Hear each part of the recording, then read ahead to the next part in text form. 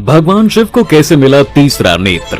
दोस्तों, भगवान शिव की तीसरी आंख के बारे में तो हम सभी जानते हैं और ये भी जानते हैं कि जब जब भोलेनाथ ने अपनी तीसरी आंख खोली है तब तब सृष्टि का विनाश हुआ है। इसी तीसरी आंख के कारण उन्हें त्रिलोचन, त्रिनेत्र और त्र्यंबक भी कहा जाता है। लेकिन सोचने वाली बात है कि आखिर शिव जी के पास ये तीसरा नेत्र आया तो आया कहां से, किसने दिया था उन्हें ये और इसका क्या काम था। दरअसल मित्रों, महाभारत के छठे खंड के अनुशासन पर्व में स्पष्ट रूप से भोलेनाथ की तीसरी आंख के राज से पर्दा उठाया गया है। एक पौराणिक कथा के अनुसार एक बार जब भगवान शिव हिमालय पर्वत पर सभी देवतागण और ऋषि मुनियों के साथ सभा कर रहे थे, तभी उस सभा में माता पार्वती उनके पीछे से आईं और अपने मनोरंजन के लिए खुद के दोनों हाथों को शिव जी की दोनों आंखों पर रख दिया। जैसे ही माता पार्वती ने भगवान शिव की आंखों को ढका, संपूर्ण सृष्टि में अंधकार छा गया।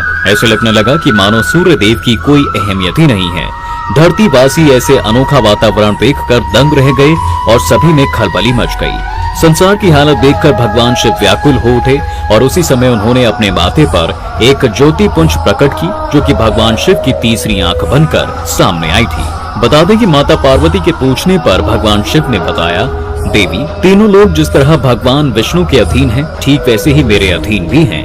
अगर भगवान विष्णु जगत के पालन करता है तो मैं इसकी रक्षा करने वाला, इसलिए जब मुझे शुभ या अशुभ का एहसास होता है तो यह सारा जगत भी शुभ और अशुभ में परिवर्तित हो जाता है। देवी, तुमने अपने भोलेपन के कारण मेरी आंखें बंद कर दी, लेकिन इससे समस्त जग का प्रकाश नष्ट हो गया और तब मैंने प्रजा की रक्षा के लिए अपने तीसरे नेत्र एवं तेजस्वी नेत्र की सृष्टि की।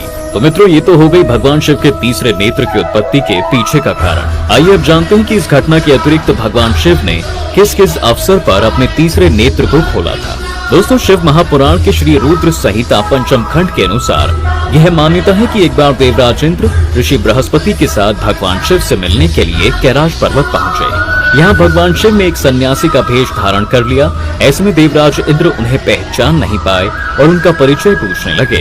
इस पर शिव जी ने उन्हें कोई जवाब नहीं दिया और कई बार इन प्रश्नों के पूछने पर भी उन्होंने अपना मुंह नहीं खोला, जिसके बाद देवराज इंद्र क्रोधित हो गए और अपने वज्र से भगवान शिव पर हमला करने का प्रयास करने लगे। मगर शिव ने अपनी दिव्य शक्तियों के द्वारा इंद्रदेव के हाथों को शक्तिहीन कर दिया। अपने ऊपर हमला होता देख शिव जी काफी क्रोधित हो गए और उनकी आंखें लाल हो गईं। उन्होंने इंद्रदेव को भस्म करने के लिए अपना तीसरा नेत्र खोल दिया था।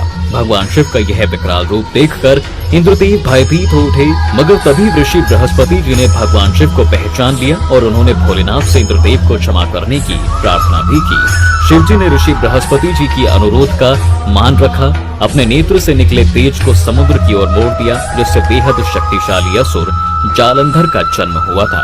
वहीं ब्रह्मा पुराण के गौतमी महात्म्य के अनुसार दधीची ऋषि के पुत्र ऋषि पिप्पलाद को लगता था कि उनके पिता की मृत्यु के पीछे देवताओं का हाथ है, जिसका प्रतिशोध लेने के लिए वह भगवान शिव की तपस्या करने लगे। एक बार पिप्पलाद की तपस्या से प्रसन्न होकर भगवान शिव उनके सामने प्रकट हुए और उनसे पूछा कि क्या तुम मेरा तीसरा नेत्र देख पा रहे हो।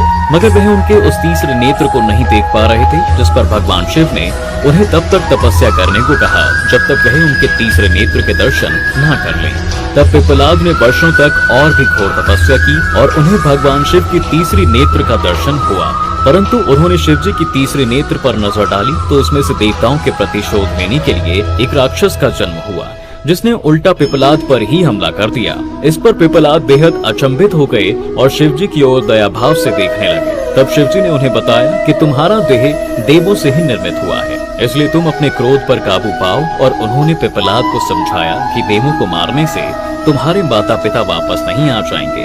पिप्पलाद इस पर सहमत हो गए और उन्होंने अपने माता पिता को आखिरी बार देखने की इच्छा शिव जी के सामने प्रकट की, जिसे भगवान शिव ने पूर्ण भी किया। इसके अलावा दोस्तों, शिव पुराण में रुद्र संहिता पार्वती खंड के अनुसार पार्वती जी शिव को पति के रूप में पाने के लिए हिमालय पर आकर वहीं वास करने लगी, जहां पर वह तपस्या में लीन रहते हैं। परंतु भगवान शिव अपने मन पर संयम रखते हुए अपनी तपस्या में लीन रहते थे। यह सब देखकर एक बार इंद्रदेव ने उनकी तपस्या को भंग करने के लिए कामदेव को आमंत्रित किया और उन्हें पूरा प्रकरण समझाया। कामदेव ने वहां पहुंचकर भगवान शिव के मन में काम वासना जागृत करने के लिए भगवान शिव पर काम बाण चला दिया, जिससे शंकर जी के मन में पार्वती जी को लेकर आकर्षण होने लगा और उनका ध्यान भटक गया। अपने धैर्य का बांध टूटते देख महायोगी महेश्वर भोलेनाथ ने जब कामदेव को हिमालय पर